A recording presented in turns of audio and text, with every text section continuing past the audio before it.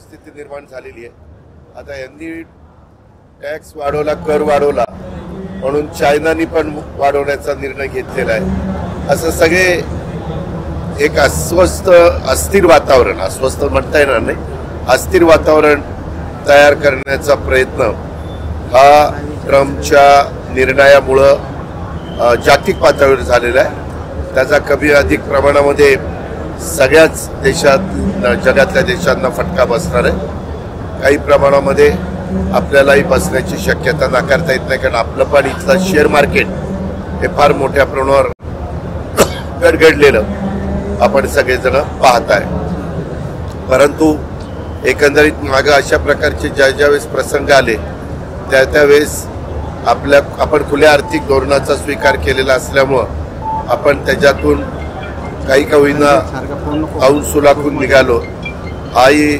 अनुभव आहे। पण देशाचे पंतप्रधान नरेंद्र मोदी साहेबांचे तर जगातल्या बहुतेक देशांशी चांगले संबंध असल्यामुळं तेही त्यांच्या असणाऱ्या चांगल्या संबंधाचा कसा उपयोग आपल्या देशाला होईल त्याबद्दलचा त्यांचाही प्रयत्न चालू आहे। हे झालं जागतिक पातळीवरचं। एकंदरीतच राज्यामध्ये उष्णता वाढलेली आहे। काही उष्माघाताने पण काही नागरिकांना स्वतःचा जीव गमवावा लागलेला आहे आणि पाण्याची पातळी खाली चाललेली आहे। आमचं सतत मुख्यमंत्री, दोन्ही उपमुख्यमंत्री आणि सरकारचं यावर बारकाईनं त्या बाबतीमध्ये लक्ष आहे आणि कशा पद्धतीनं आहे ते पाण्याचे साठे आपल्याला येणाऱ्या पावसाळ्यापर्यंत कसे पुरू शकतील अशा प्रकारचं आमचं नियोजन आहे। पण एक बातमी चांगली आज ऐकायला मिळाली, देशामध्ये यंदाचा मान्सून कसा पडणार आहे त्याबद्दलचा पहिलं जे काही अंदाज व्यक्त करण्यात आलेला आहे त्याच्यात सरासरी आपल्याकडे पडणाऱ्या पावसाच्या 103% पाऊस पडेल आणि त्याच्यात महाराष्ट्रामध्ये देखील चांगला पाऊस पडेल अशा प्रकारची बातमी आणि अंदाज वर्तवण्यात आलेला आहे।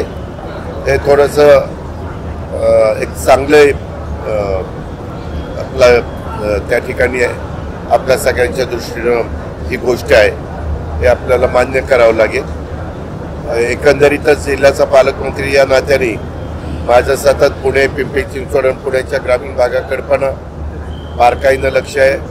आपल्या इथं कशी मेट्रो, आता मी मध्ये प्रेझेंटेशन घेतलेलं होतं, आपण आपली मेट्रो निगडीवरून इकडनं अशी बाहेरनं काढत वाकडून परत अशी फिरून आपण चाकणपर्यंत नेणार आहे। त्याचा रूट पण मी आता भाषणामध्ये त्या ठिकाणी सांगेन। पण या पद्धतीनं वाहतुकीची कोंडी सोडवण्याच्या करता जशा पद्धतीनं रिंग रोडचं काम रस्ते विकास महामंडळाच्या मार्फत आम्ही हातामध्ये घेतलेलं आहे, तसं आता PMRDA ह्याच्या वतीनं पण एक रिंग रोडचं काम हातात घ्यायचं आम्ही ठरवलेलं आहे आणि त्यामध्ये साधारण ज्यांच्या जमिनी जातात त्यांना तिथं TDR देऊन त्या जागा घेण्याचं आमचा प्रथम प्राधान्य त्या बाबतीमध्ये राहणार आहे। कारण रोड झाल्यानंतर राहिलेल्या जमिनीमध्ये चांगल्या प्रकारचा फायदा ज्यांच्या राहतात त्यांना त्या ठिकाणी होतो।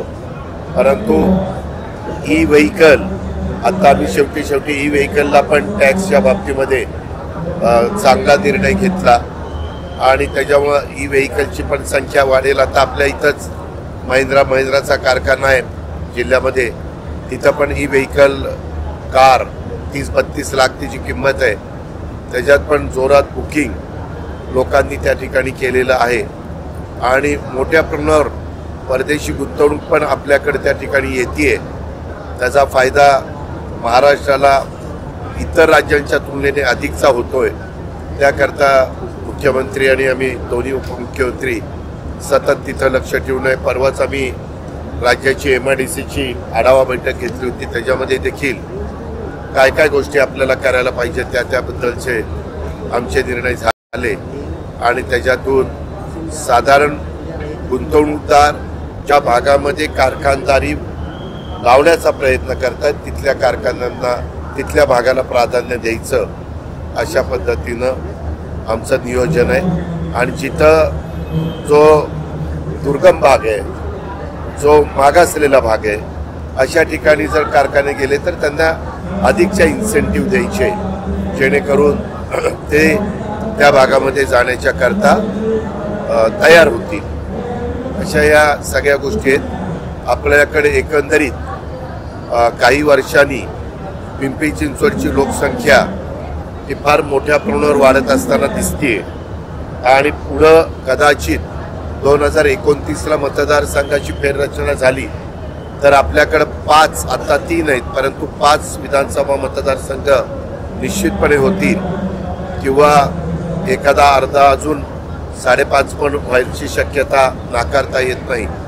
एवढं मोठ्या प्रमाणावर आपल्या आजूबाजूच्या तालुक्यातनं, आजूबाजूच्या जिल्ह्यातनं आणि राज्याच्या वेगवेगळ्या भागातून आणि देशाच्या पण काही भागातून आपल्याकडं कामधंद्याच्या निमित्तानं, नोकरीच्या निमित्तानं, व्यवसायाच्या निमित्तानं लोक त्या ठिकाणी येत आहेत। इंडस्ट्रीच्या बाबतीमध्ये पण काही नवीन धोरण आम्ही त्या बाबतीमध्ये आणतोय, जेणेकरून आपल्यातले हार्ट ऑफ द सिटीमध्ये असणारी इंडस्ट्री यांचे बरेचसे कारखाने बाहेर गेले तर तिथं कुठल्या गोष्टीला परवानगी दिल्यानंतर रोजगार पण निर्माण होईल आणि त्यांची ती जमीन ही चांगल्या कामाकरता उपयोगी पडेल।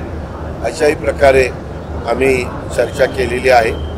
ते धोरण एकदा जाहीर झाल्यानंतर त्या धोरणामध्ये आपल्याला त्याबद्दलचा सगळ्या गोष्टी पाहायला मिळतील। तुम्हाला काय विचारायचं असेल तर विचारा।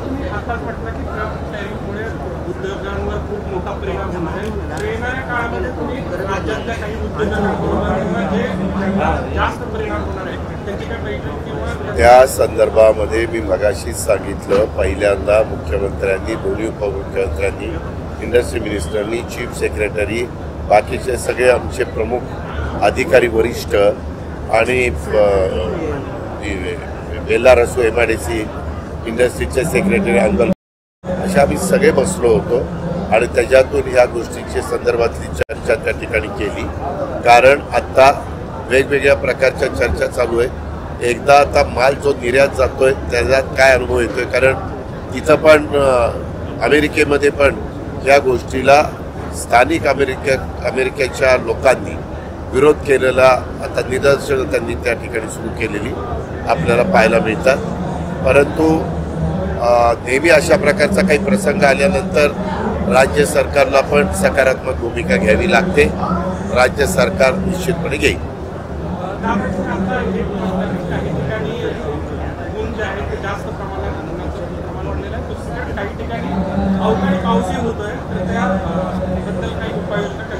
त्याच्याबद्दल एक ग्लोबल वॉर्मिंगचं संकट आहे, त्याबद्दल सगळ्यांनीच काळजी घेण्याची गरज आहे। आपल्या नद्यांचं प्रदूषण, आपल्याकडं वृक्षतोड होते, मोठ्या प्रमाणावर वृक्ष लागवड केली गेली पाहिजे। नद्यांचं प्रदूषण कमी करण्याच्या करता देखील आपण कार्यक्रम हातामध्ये घेतलेला आहे। त्याच्यामध्ये आपण आपल्या इथनं जाणाऱ्या पवना असेल किंवा इंद्रायणी असेल, याही नद्यांच्या संदर्भामध्ये त्याच्या आपण काही पावलं लिहिली आहे आणि त्याच्याबद्दलचं संपूर्ण प्रेझेंटेशन मी पालकमंत्री यांना मी घेतलेलं आहे। अनेक गोष्टी शहरामध्ये उद्याच्या काळामध्ये पाणी कमी पडणार आहे पुढं, त्याच्याकरता जसं मुळशीचं पाणी आपण पिण्याकरता पुण्याला घेतो तसं आपल्याला ठोकरवाडी का काही ते एक धरण आहे आपल्या टाटाचं, त्याचं पाणी हे साधारण मला वाटतं 12 का काही TMCचं ते धरण आहे। ते पाणी आपल्याला पिंपरी चिंचवडला मागावं लागेल। आधी पाणी राज्य सरकारचं धोरण आहे प्यायला, दुसरं पाणी शेतीला, तिसरं पाणी इंडस्ट्रीच्या आम्ही मोठ्या मोठ्या शहरांनी वापरलेल्या पाण्यावर सिवरेज ट्रीटमेंट प्लांट टाकायचे आणि ते पाणी इंडस्ट्रीच्या करता द्यायचं, असा आपण कन्सेप्ट आम्ही स्वीकारलेला आहे।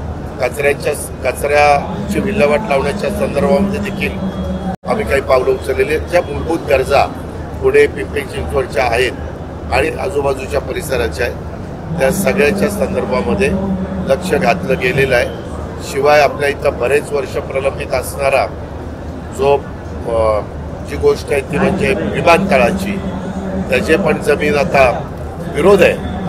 त्या ज्या भागात विमानतळ करणं गरज आता क्रमप्राप्त आहे, कारण हवाई उड्डाण मंत्रालयाने पण तीच जागा फायनल केलेली आहे.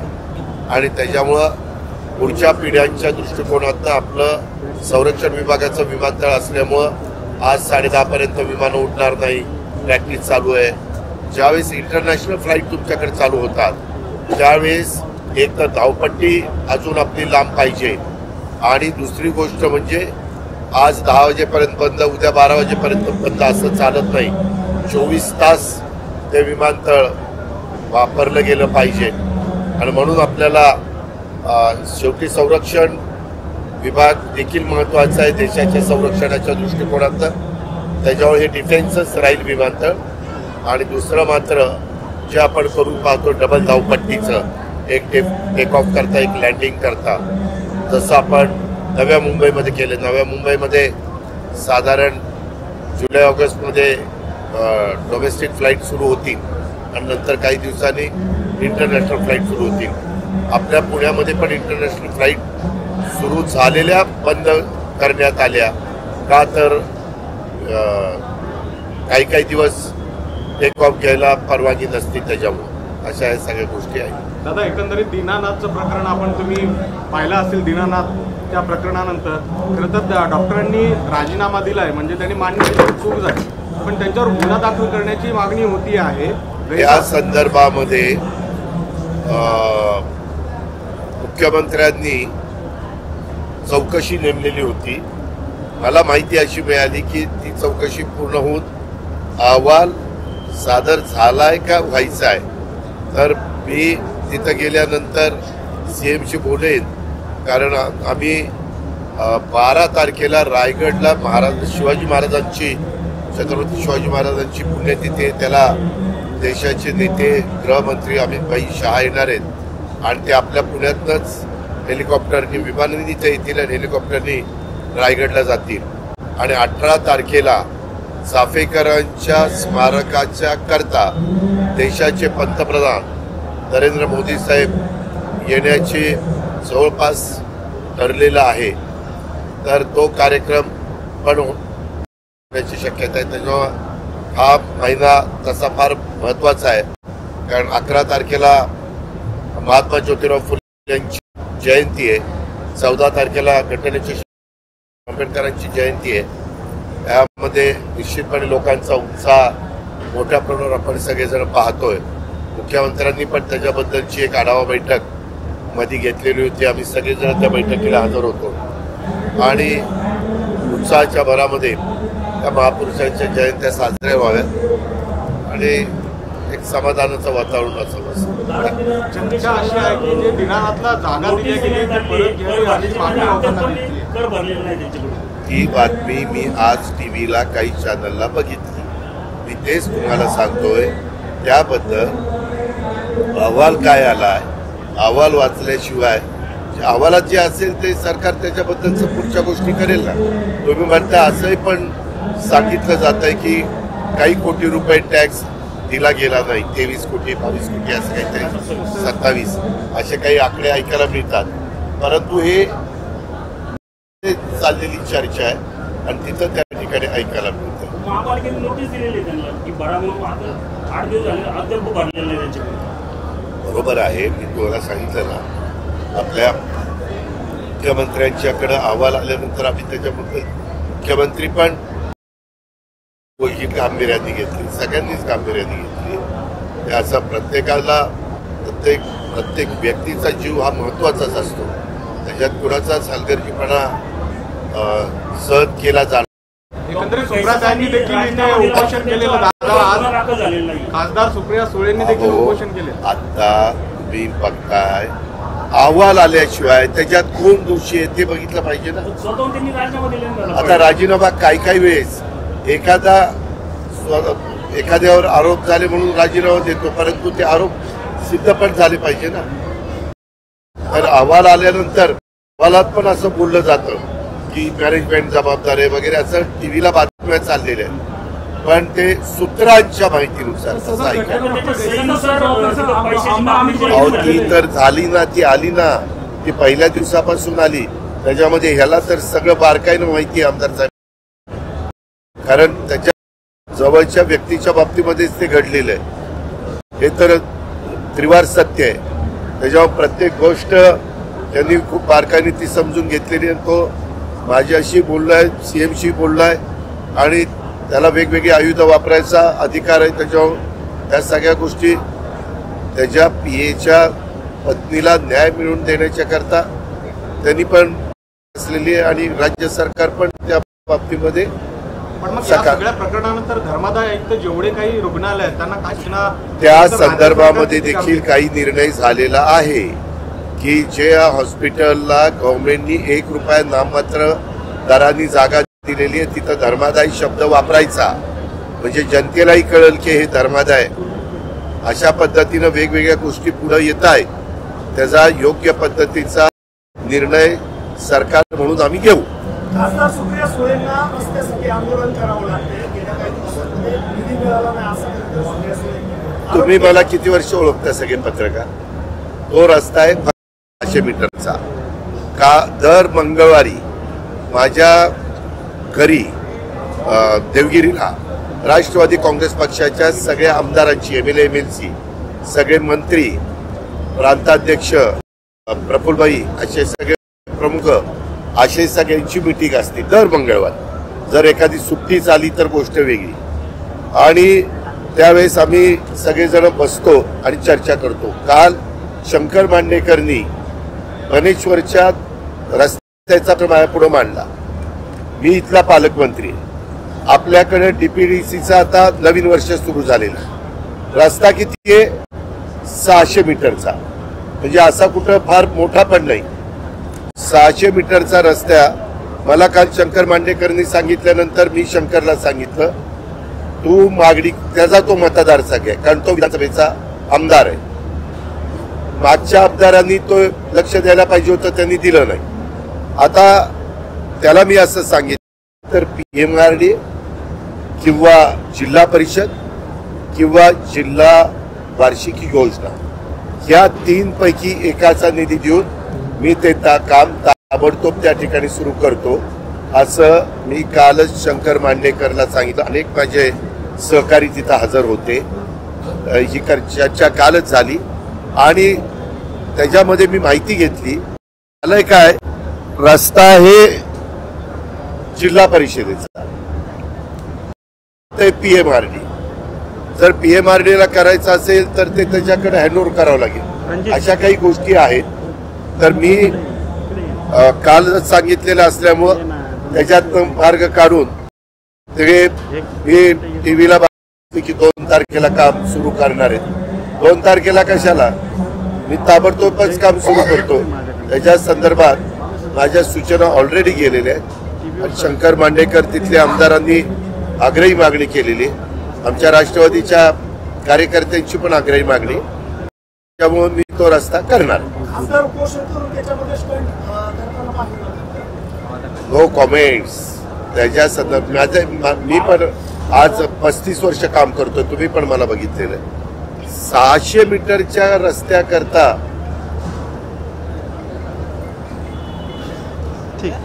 आता ह्याला 5 कोटी असतो आमदार निधी. खासदारांना पण 5 कोटी खासदार निधी असतो. म्हणजे जर करायचं म्हटलं तर कशात नाही करता येऊ शकतो. एखाद्या व्यक्तीला, आमदारांना किंवा खासदारांना किंवा लोकप्रतिनिधींना नाही ते करूनच पाहिजे तर ते त्यांच्या खासदार निधीतनं, आमदार निधीतनं 1 मिनिटात सांगू शकतात त्या रस्त्याला किती पैसे लागतात. 25, 30, 50 काय लाख हे धरा आणि रस्त्याचं काम सुरू करा. अरे आता एवढ्या दारुण पराभव झाल्यावर असलं काही काही यांना यांच्या सुपीक डोक्यात या कल्पना सुचतात. आता आमचे 100 दिवस झालेत.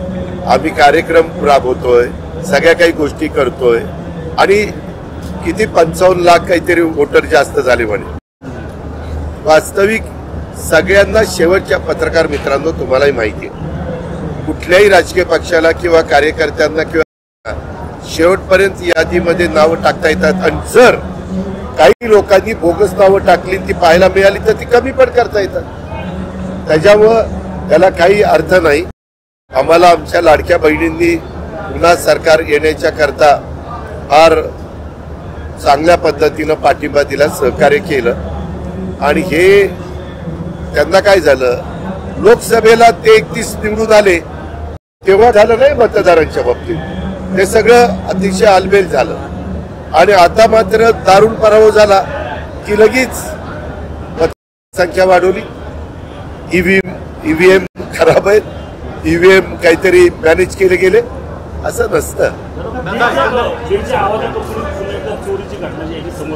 आजच आली आहे, त्याच्या संदर्भामध्ये त्यांना मोठ्या प्रमाणावर संरक्षण देण्यात आलेलं आहे. त्याच्याबद्दल तपास केला जाईल.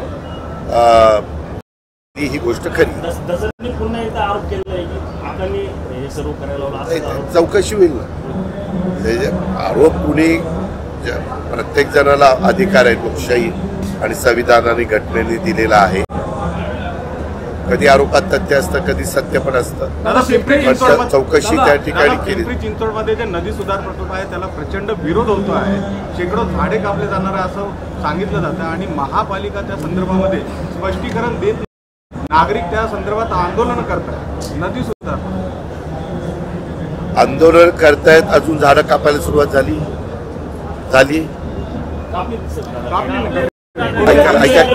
एक मिनिट. नदी कधी झाली? ज्यावेळेस वसुंधरा अस्तित्वात, पृथ्वी अस्तित्वात आली ते. त्याच्यानंतरच्या काळामध्ये सातत्याने वेगवेगळ्या पद्धतीची झाडं जर पुढं आली आणि नदीचं पात्र जर लहान होत गेलं, नीट ऐका, नदीचं पात्र लहान होत गेलं तर याच्याबद्दल जे जलतज्ञ असतात, जलसंपदा विभाग, पर्यावरण विभाग असतो, वेगवेगळे NGO, सगळ्या काही गोष्टी आपण आपल्या सोयीप्रमाणे काही ठिकाणी बंधारे टाकले गेले. आता त्या बंधाऱ्याचा काही उपयोग नाही, त्याच्यातनं पण अडथळा निर्माण झाला. काही वेळेस पाणी, बऱ्याच गोष्टी घडून पेटं पण तयार होतात, म्हणजे त्यावेळेस पाण्याचा प्रवाह बदलला जातो. पेट झालं तर काही वेळेस त्याच्यातली पेटं पण काढली जातात, जी नंतरच्या काळामध्ये तयार झालेली असतात ती. आणि मी पण पर्यावरणवादीच आहे. आपल्यालाही पुढं, आज जरी आम्हाला संधी असेल तर पुढं नवीन पिढीला पण ती संधी मिळणार आहे. त्यावेळेस आमच्यावर जी जबाबदारी आहे त्या जबाबदारीचं भान ठेवून आपण त्याच्याबद्दलच्या गोष्टी त्या ठिकाणी करू. त्यामध्ये माझं आव्हान आहे त्यांनी मला भेटावं, त्यांनी दाखवावं. मी कमिशनरला पण बोलीन, त्याच्या संदर्भामध्ये जलसंपदाला पण विचारीन, कारण आपल्या इथं ब्लू लाईन आणि रेड लाईनचाही प्रश्न त्याच्यातनं निर्माण झालेला आहे. कारण काहींचं म्हणणं की ती जरा स्वच्छ केली. आता तुम्ही जर बारामतीला तुमच्या चॅनलच्या कुठल्या सहकार्याला विचारलं की बारामतीच्या नदीची आत्ता काय अवस्था आहे, तिथं पद्धतीनं सगळ्या गोष्टी केलेल्या आहेत. आणि तिथं काही झाडं पण अधिकची लावतोय. आणि मागच्या वेळेस जो पाऊस झाला त्यावेळेस बारामतीचा आमचा असणारा खंडोबा नगर वगैरे परिसर आहे, तिथं पाणी आलं नाही. कारण पाणी वाहण्याची जी क्षमता आहे, कधी नदीमध्ये पाईप टाकतो आणि पाईपला पण कचरा आणून अडकला किंवा लाकडा तर ते पाणी तुंबतं आणि पाणी बाहेर मार्ग काढतं.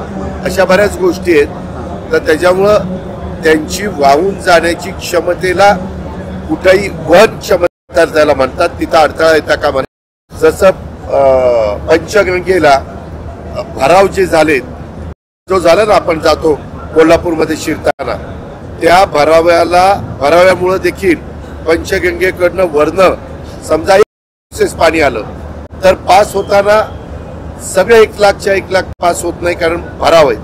तिथं ते कॉलम पाहिजे होते. आलेलं पाणी सगळं पास झालं असतं तर त्याच्याबद्दल गडकरी साहेबांनी पण लक्ष घातलेलं आहे. त्यांनी पण काही सूचना दिलेल्या आहेत. अशा पद्धतीनं एकंदरीत आता आषाढी वारीचा कार्यक्रम जाहीर झाला आहे. इंद्रायणीचं प्रदूषण देखील या निमित्तानं पुन्हा एकदा चर्चेत आलंय. 4 महिन्यापूर्वी आपणही सांगितलं होतं की नमामि इंद्रायणी जो प्रकल्प आहे तो राबवला जाईल, पण त्या संदर्भामध्ये बरोबर आहे. हा विषय देखील मुख्यमंत्र्यांच्या मीटिंगमध्ये आता आम्ही वेगवेगळ्या डिपार्टमेंटच्या मीटिंग घेतो तिथे निघाला होता. इंद्रायणीचा विषय निघाला होता. तुम्ही पत्रकार मित्रांनी जे फेसाळलेलं पाणी वगैरे आणि तिथं आमचे वारकरी आहेत, बाकीचे सगळे सहकारी आहेत, नागरिक राहतात आणि तिथं त्याचे फार त्रास होतोय आणि त्याच्यामुळं तिथं पण किती STP प्लांट बसवले पाहिजेत. जे ड्रेनेजचं पाणी ज्या गावांचं सोडलं जातं तिथं आणि जे खाजगी इंडस्ट्रीवाले आहेत त्यांना पण प्रदूषण बोर्डाला सांगितलेलं आहे की तुम्ही झिरो डिस्चार्ज त्यांचा होत असेल तरच त्यांना परवानग्या द्या, नाहीतर त्यांना थांबवा. शेवटी कसं आहे, त्यांचं उत्पादन थांबवलंय, नाक दाबल्यावर तो उघडतं, तशा पद्धतीने होईल. ठीक आहे, थँक्यू. शहराचे रस्ते तुम्ही मोठे केले ते परत छोटे झाले. तुम्ही मोठे केले ते परत छोटे झाले. महानगरपालिकेचे अंतर्गत ते रस्ते आता छोटे केले त्याच्यामध्ये आता डेव्हलपमेंट प्लॅनमध्ये सगळे रस्ते मोठे करण्याचा निर्णय मुख्यमंत्र्यांच्या आमच्या स्तरावर झाला.